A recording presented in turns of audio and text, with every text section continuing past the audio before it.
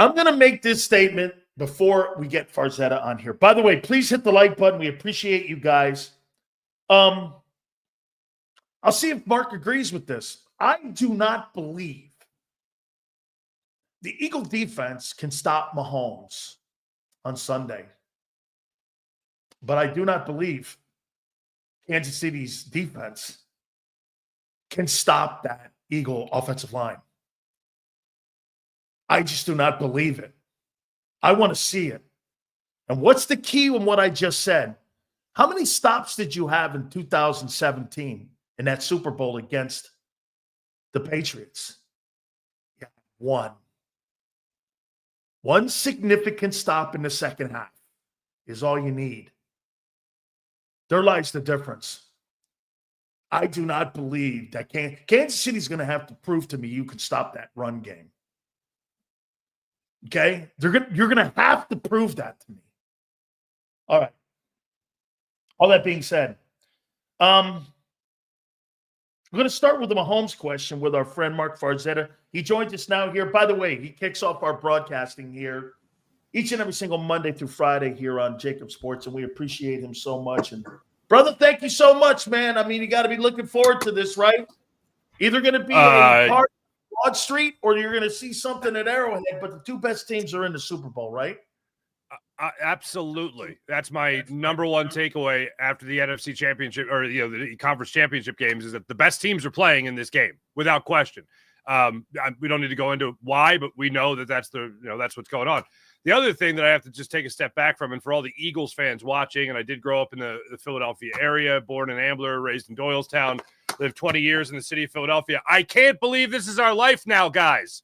We got 3 Super Bowl appearances in 8 years? This is real. This is much how my grandfather, great uncles, aunts and uncles would have felt in the 40s when they went back-to-back NFL championships and then another NFL championship in 1960. This is as close to that as we'll ever get, and this is better because obviously the Super Bowl is the biggest stage in American sports. I had a friend of mine who's younger. He texted me a couple of days ago and he goes, Sills, being a Red Sox fan, we're used to championships. I'm like, when I grew up, nobody knew who you were. The person Babe was around. So all he's known also is World Series. They've won more World Series titles than the Yankees in the last 25 years. So, I mean, he grew up with it. Or like if you're a Cub fan, you're like, we're going to be in the race here. Hoss, the last time the Cubs were good before you won the World Series, they used to ride horses to Wrigley.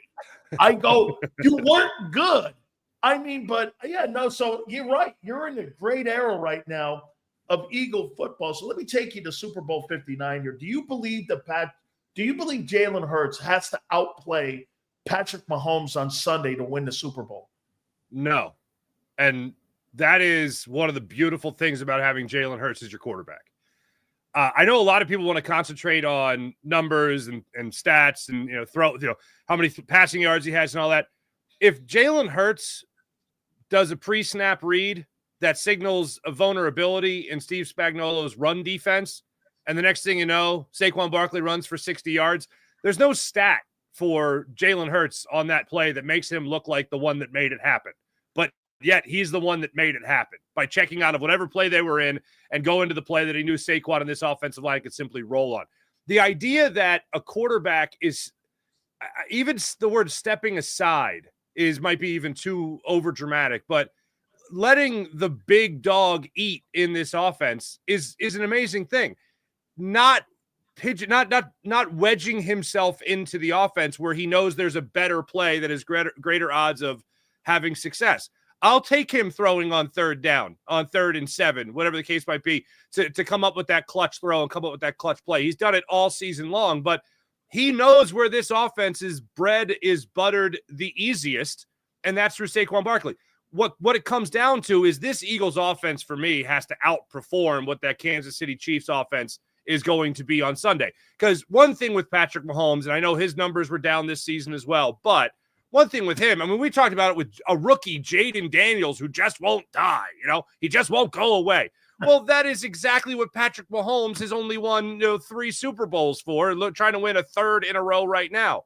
So he won't go away. it's going to come down to the Eagles offense being consistent. Now, here's what I will say. When it comes to the offense being consistent, it can't just be all Saquon. Steve Spagnuolo does. I mean, we can all agree he knows what he's doing. Oh, yeah. For Super Bowls, I would think so. Yeah.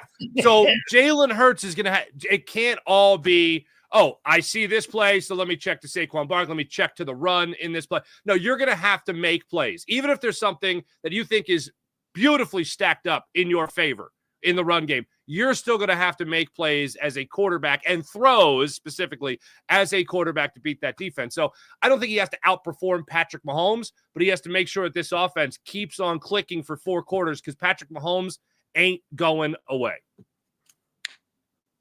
What do you think they're going to do different, or do they have to do anything different from what they saw in 57 to 59? What I'm saying is, what do you think they have to do different from the last Super Bowl when they saw them in 57 to Sunday? What would be the one thing you want them to do different than besides win, obviously? I mean, but what would be that one thing?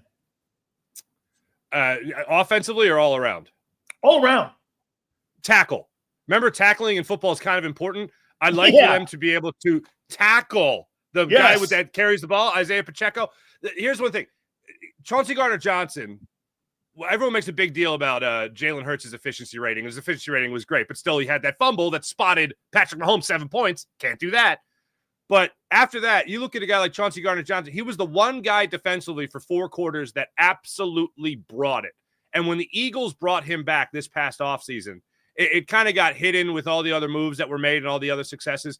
But that was the one guy that was, as some old friends of mine would say that played in the league, he was the guy that would bring the wood. You know what I mean? He would bring the wood. And the fact that they have him back now in this defense is fantastic. So he was the one guy looking to throw his weight around at a guy like Isaiah Pacheco. Obviously, they're going to have to do that with Kareem Hunt, too, if they want to establish that run. They're going to have to make sure that they're physical in that regard. And he was the guy that was leading the charge. So with the fact that the tackling has been amongst the best in the NFL since week 6, that makes me feel a lot better about the odds of the Eagles actually tackling in this game. The other thing is also defensive. I will say right behind tackling, the close second. Let's not. If you're the Philadelphia Eagles defense, if you're Vic Fangio, and I know he read him a bunch of beautiful stats when they arrived in New Orleans about how great they are on this particular kind of turf and indoors and all that stuff. But the one thing I would also tell them, don't be fooled so easily by motion. If you go back to the Super Bowl from 2 years ago, you go back and you watch that game, and I know it was a thing at the time, but oh my goodness gracious, if you go back and you watch that game, how many times in the second half, especially in goal line situations, red zone situations, the Eagles were just utterly confused by little basic motion. And they got caught looking in the backfield time and time again.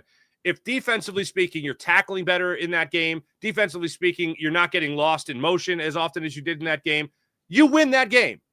Offensively speaking, hey, yeah, Jalen, I know it was early in the game. You can't spot Patrick Mahomes. When the Eagles were down 10 points, or when the Eagles were up 10 points at halftime, I still thought about that fumble because there is no team, no defensive coordinator in the NFL that wants to start out a game by going, hey, let's just give Patrick Mahomes 7 points and see if we win this game. I knew that was going to come back to haunt you. So protect the football, which has obviously been something very easy for Jalen Hurts most recently. Protect the football. Defense, make sure you stay with that motion. Don't let it fool you. And then just bring your guy down, wrap up, take him to the ground. Those 3 things go a different way in the first Super Bowl between these 2 teams. The Eagles are talking about how they are going for their second Super Bowl ring with this core group of players. Hey, 2 seconds here. WIP, yeah, I'll do an interview. Oh, wait, I know we're in the middle of an interview, Mark. Kind of like Kellen Moore down in New Orleans. Hang on for a second. Yeah, I'll get back to you. Yeah. Sure. Yeah, I'll get back to you guys. Jeff Sanalato. Yeah. Oh, yeah. And I know him well. Yeah. Okay. Hang in there. Wait, I'm in an interview right now with Marc Farzetta. You know, that's a secondary thing. I know it's important. It's my current show where my feet are. I'll get back to you. Yeah. So according to reports today, Howie and management of the Eagles are trying to be as transparent as possible, met with Mickey Loomis. And those guys want to have everything above board. They don't want to be caught off guard like they were with Gannon and Steichen and all that. I mean, Mark, as you know, look, I'm not saying that that's his number one focus, but how is that not a distraction preparing for the Super Bowl when you know on Monday you're the next head football coach of the Saints? There are a lot of dumb things in sports, but it is really hard to come up with anything dumber than coaches are allowed to seek other positions while they're still coaching. Like, if NFL free agents can't, have those meetings or sign or whatever, or go on tour, how the hell are coaches allowed to do this? And especially if you're getting ready for the Super Bowl. Why is it? Why? What? Like, this makes zero sense. And I love all the talk that comes out of it. I get a good laugh out of it every year. Unfortunately, the Eagles are in the playoffs, and I can laugh about it because they're in the playoffs, and it's a subject matter that affects them. Where, no. I can tell you right now, the coach. So I'll play the role of Kellen Moore at this point. Okay. Kellen Moore, nothing's going to distract me from the task at hand. I'm focused on the Super Bowl. Nothing's going to distract me from the task at hand. I'm focused on the playoffs. Nothing's going to distract me from the task at hand. Cut to Nick Sirianni. Hey, Kellen's interviewing with other teams. Let me tell you, Kellen's not going to be distracted by anything else but the task at hand. Cut to Howie Roseman. Kellen's not going to be distracted by anything. Cut to Jeffrey Lurie. Kellen's not going to be distracted. Okay. All right. Bull. Okay. Yeah. I don't believe any of you guys, okay, that you're not distracted by your dream job flashing over here. Are you kidding me? Yeah. All right. You are going to be distracted by this. You might think you have this great laser focus where you can ignore your dream scenario playing out right over there behind door number 1, while over here behind door number 2 is you actually being a Super Bowl champion. You actually being the Super Bowl champion, and then having that on your resume already before you get that head coaching job. That's not just money. That's also clout. Hey, this guy won a Super Bowl. He didn't just make it to a Super Bowl. He won a Super Bowl with the Eagles. Like, I don't understand why the NFL continue. And it's not, let's be clear. It's not a Kellen Moore problem. No. It's not an Eagles problem. It's an NFL-wide problem. It's the game. It's the way it's run. It makes zero sense to me that they allow this. How much better would it be and more attention would it be if there was a frenzy of coaching interviews and all this information coming out of all these different coaches and following that as a fan base? That would be better than things leaking out slowly ahead of the Super Bowl, for crying out loud. When it comes to head coaching jobs, coordinator jobs, everything. It drives me bananas every single year. 2 last ones here for you. All right. I'm going to ask you this question differently than most people would. Yeah, it's easy. And what do you think of Myles Garrett here potentially being an Eagle? How about if I did this to you? Okay. Name me 3 players that are off limits on that roster that you would not give up for a guy who's going to be pursued by 31 teams. Myles Garrett. Because, again, you know why they need draft choices, Mark, because of the ones they lost to Houston, because of that whole Deshaun Watson, and the fact that Garrett, depending where he goes, is going to have to probably restructure the $70 million that's still owed to him on that contract, which, again, that's one of the fortes of Howie. I'm hearing Lions, Commanders, because of the $100 million they have. God forbid if he goes to the Lions and the Commanders inside the NFC. Commanders are in the division. Right. I mean, would there be how he's picking the phone up and he's going to talk to Brad Holmes or he's going to talk to Andrew Brary. They got a relationship together. He worked in the organization, for God's sake. I mean, name me 3 players the Eagles would not move for Myles Garrett. Obviously, Jalen Hurts is one of them. Probably Saquon, because having Saquon obviously almost guarantees you back in the Super Bowl next year with how stout this run game is. Then you're talking about Quenyon, you're talking about Cooper. I mean, the offensive line. I mean, you talk about money tied up there. Yeah, you're talking about Mailata, the money that's there. Landon Dickerson, the money that they just signed. Both those guys. Jalen Carter. Here's the thing when you talk about offensive linemen. Who's the last one you just mentioned? Jalen Carter? Jalen Carter? No, because I think one of the reasons you go after Myles Garrett is to just continue having this dominant or continue building a dominant defensive line. Agreed. I mean, AJ? I think you can win without AJ. I'll tell you why. If you win the Super Bowl running the ball the way you do, you're telling me, Mark, you put Devontae Adams out there, you're not doing the same shit? No, you probably are. The scary thing is even a guy like Jahan Dotson got lost without AJ. Like AJ Brown, Devontae Smith being here, Jahan Dotson's, at worst the number 2 on a lot of. Dude, Quez Watkins was better here.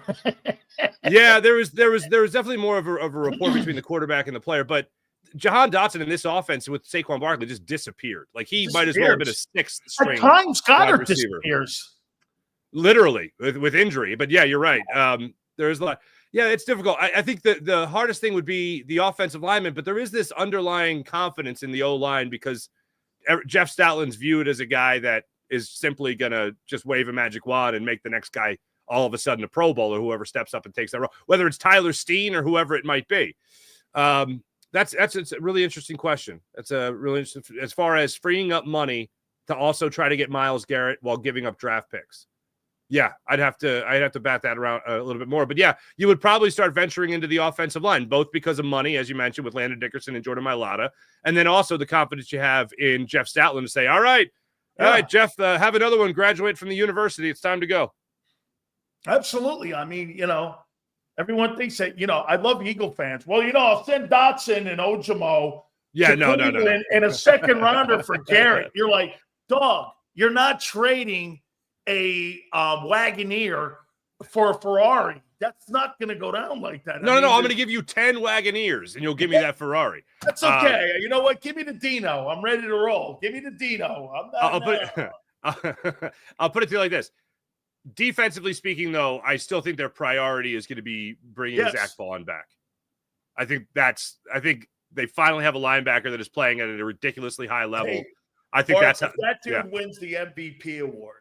Okay. And let me tell you, he's going to have the toughest job of any guy defensively. And I'll tell you why, because he's got to spy on Mahomes and he's got to cover Kelsey. If that guy goes away with an interception, gets a sack, a couple TFLs, and he's the fucking Super Bowl MVP, that dude's going to command $60 million over 3 years, dude. Yep. And is Howie really going to pony up that $60 million for 3 years for that? Because the reigning MVP will be the reigning MVP in the Super Bowl. I don't know when I've seen this last. Will be a free agent. That's interesting. Yeah. I think you're going to see a bevy of contract restructures. I'll tell you that much. I was thinking, the first person I was thinking of was actually Lane Johnson. Because if Lane's going to play another 2 years, I wouldn't be shocked if they push money to the final year of his deal. And then I think it was whoever, I can't remember who was done last. If it was Mailata or Dickerson. Last year. Dickerson was last year? I thought we were Mailata and Dickerson the same year? Year before. During the year they did that. Okay, so Dickerson's money might get pushed back if he stays back. Yeah, because that's where Howie starts. Like, I love when people always talk about the cap, and I think you and I have talked about this before, but it's like, you can't do that because of the cap. And it's like, well, we don't really know what the cap is yet because Howie hasn't said it. And I don't mean by the NFL, I mean by the Eagles, because Howie's always, all right, if I pull this money from here and give this money, this guy this money now, or I give him that money 2 years from now and he knows he's still going to get it, then I can still create this money to bring in this player or sign this player. So you never know where that magic wand gets waved. Now, on the other side of that, I know a lot of people talk about Mekhi Becton as well. I think if you have the choice between the two, you're bringing back Bond, you're not bringing back Becton. Right on. Finally here, before I let you out of here. Yeah. What do you got for Sunday? I have the Eagles winning this football game. I don't think by any means it's going to be easy. I just look at it like the thing that everyone's concerned about, other than the conspiracy theories of officiating and all that. The thing that everyone's concerned about is Patrick Mahomes. You can never be up enough in the fourth quarter. And the Eagles, I went back and I watched the Super Bowl from 2 years ago. I went back and I watched the regular season game, week 11 last year in Kansas City, where they played in a rainy Arrowhead Stadium. And Patrick Mahomes, with about a minute 30, minute 40 left in the game, hit Van Scantling in the hands, in the end zone for a ball that he laid out for, but couldn't bring it in, and that would have put them up considerably. And the Eagles would have had one final shot, one final opportunity to go downfield and either tie the game, I can't remember now, tie the game or go ahead with, I think, tie the game with a field goal. But Patrick Mahomes just doesn't go away. And when you have won 2 in a row already, and you were trailing by 10 points at halftime of the previous Super Bowl against the Eagles, and you went into the game already hindered with an injury. You went into halftime hindered with an injury, and somehow, miraculously, you still came back and you played better than ever throughout that game. Then that shows you just can't go away. The thing that does scare me about those two previous matchups is you had the consistency of Hassan Reddick. I mean, the crazy thing about 2 years ago in the Super Bowl, you had 70 sacks in the regular season. You didn't have one in the Super Bowl, which is amazing. But on the other side of things, I think there are two dominant forces in the NFL. One has been a constant for obviously longer. The other is brand new this year. The one constant is Patrick Mahomes just finding ways to win football games. He's the rare guy that is a brag for. I talked about finding ways to win games with the Philadelphia Eagles of last year prior to their game against the San Francisco 49. Oh, they found a way to win. So, how they found a way to win. That should never be the storyline of a whole season. That just means that you never dominated a game. That means just means that you didn't put opponents away until the final second where you scratched and clawed. And that's a lot of what the Kansas City Chiefs have done this year. But the Philadelphia Eagles this year have not been that team that has just found a way to win. They have dominated football games. They have controlled time of possession. They have one of the most dominant run games in the history of the NFL. And with that, you can control the clock. With that, you can keep Patrick Mahomes off the field. That, to me, is going to be the biggest difference in the game. It's going to be the fact that Saquon Barkley has run through top-rated run defenses in the NFL throughout the season, most notably the Ravens, who were sticking their chests out before that game, thinking that they could control Saquon Barkley. And then Derrick Henry was the guy that didn't come up and show up for his team when they needed him. But Saquon ran all over him. I think it's going to be a very, very similar instance of what we have been seeing all season long. Saquon's the star of the show. There's going to be a crucial third down conversion where Jalen Hurts hits A.J. Brown on a 5-yard slant to convert, or he hits Dallas Goedert on a rub route going across the middle, and that'll be the Jalen Hurts portion of the victory. But all in all, I think it's going to be a defensive game, especially in the first half for the Eagles. And then I think it's going to be Saquon Barkley being the MVP of the Super Bowl and leading the Eagles to a 27-24 victory over the Chiefs. There it is. During the Super Bowl in the treats in the Farzetta house, Gabagool, prosciutto. I saw the prosciutto. Unbelievable. Jesus, are there any wings? Will there be wings and pizza, or are we more on the Italian side of things here, or is it a mixture with pizzas and wings? So the Super Bowl longtime standing has been the Farzetta family reunion. So gabagool has been a thing. Yep. Certainly wings and pizza. I'm trying to think. Cheeses.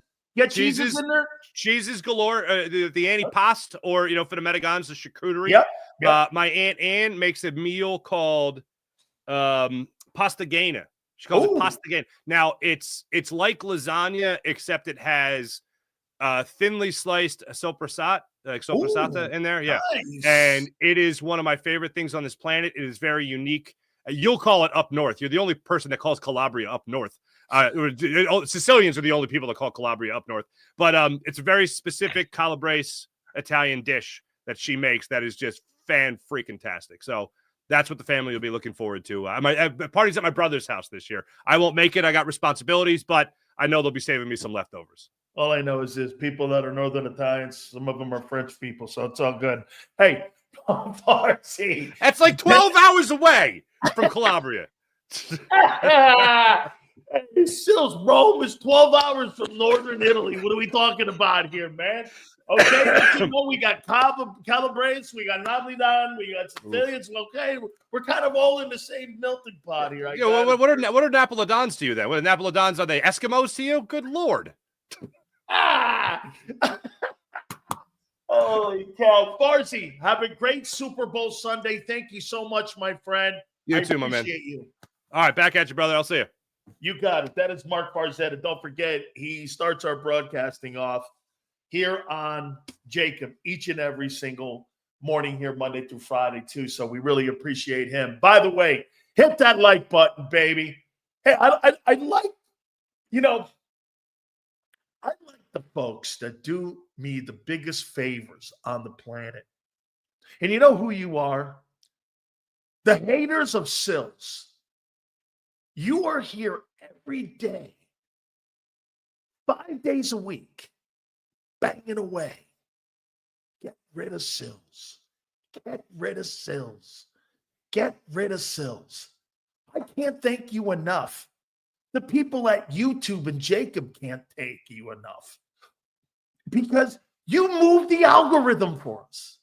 This is not like Sports Talk Radio when you fill out that stupid ass people meter. The people meter, are you in here? How you doing? Thank you. That's our PSA from Big Sills. Thank you. How you doing? Yes, sir. But wait a minute. Sills, we love you. Hang on here. Master Chief. Let me throw this at you, though. I like the haters liking me, too. I do. Look at M. Reyes, gross wink. Only he would know what a good wink is. I don't know how to wink at dudes, dude, unlike you. You're the dude looking at Chip in your jail cell going, how you doing? You see, I say, how you doing? Here's M. Reyes. How you doing? More kind of like a guy from San Francisco. Not that I know what that means. I just threw that out there. Or J-Bone. Or is that Brown?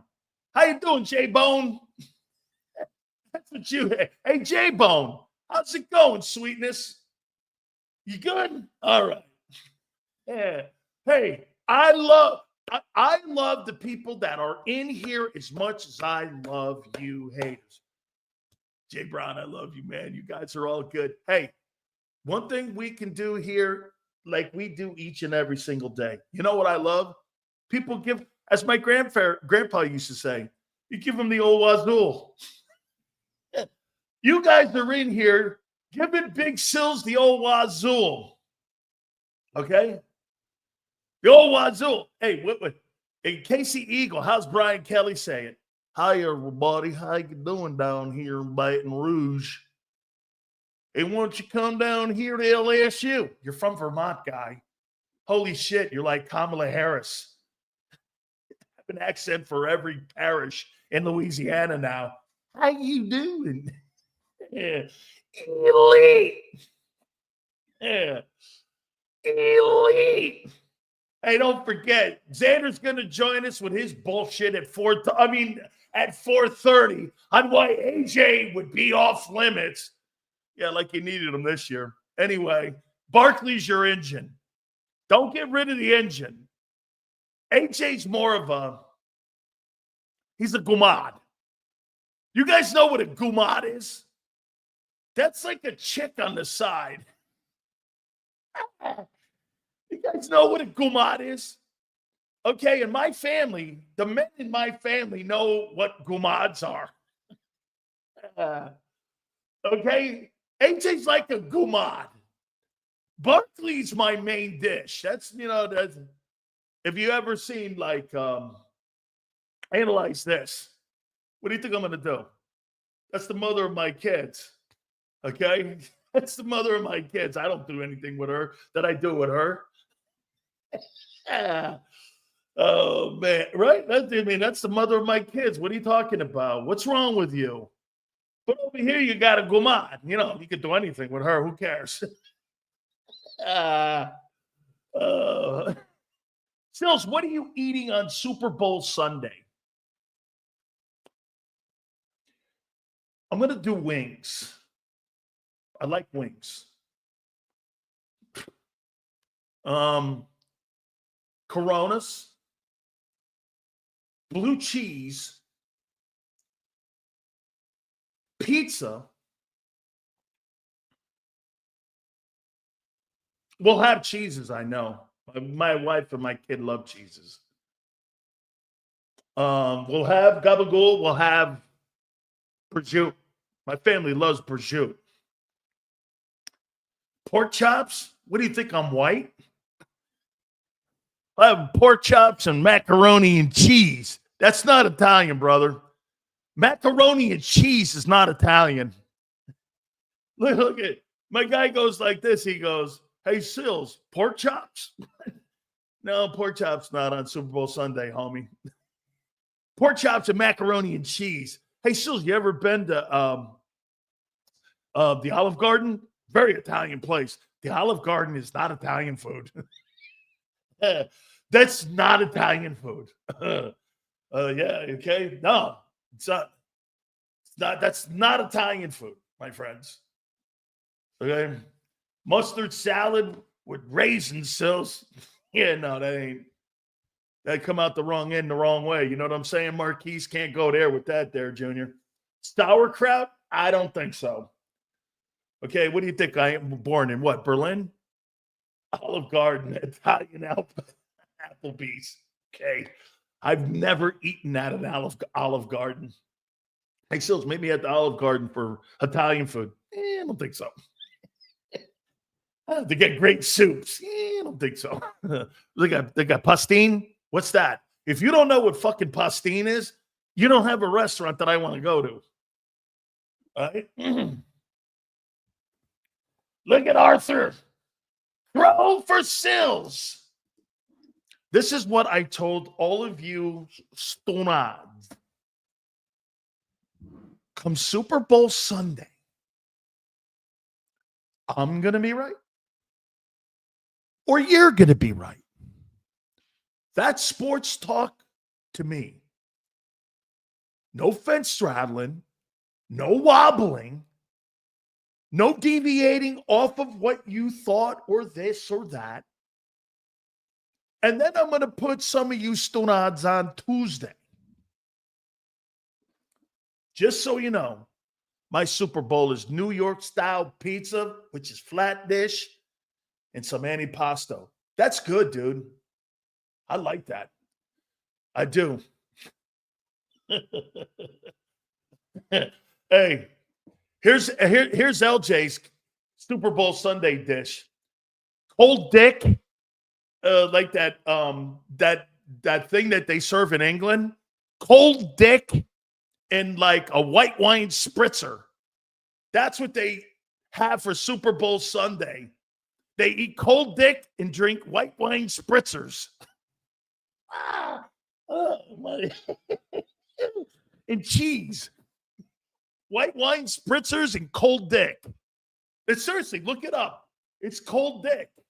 It's like a loaf of bread or something that those guys eat over there. Cold dick, white wine spritzers, and cheese.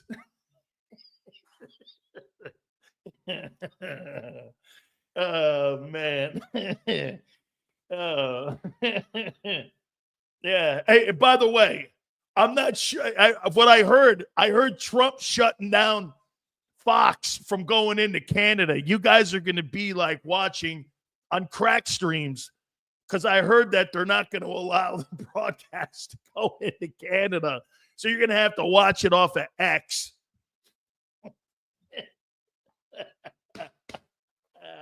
How'd you watch the Super Bowl in Montreal? I don't know. I watched it off of crack streams. Why? Because Trump shut down Fox's broadcast to Canada. It stopped south of the border. Hey, hit the like button. I appreciate you guys very much. Don't forget my great friends at Morgan & Morgan.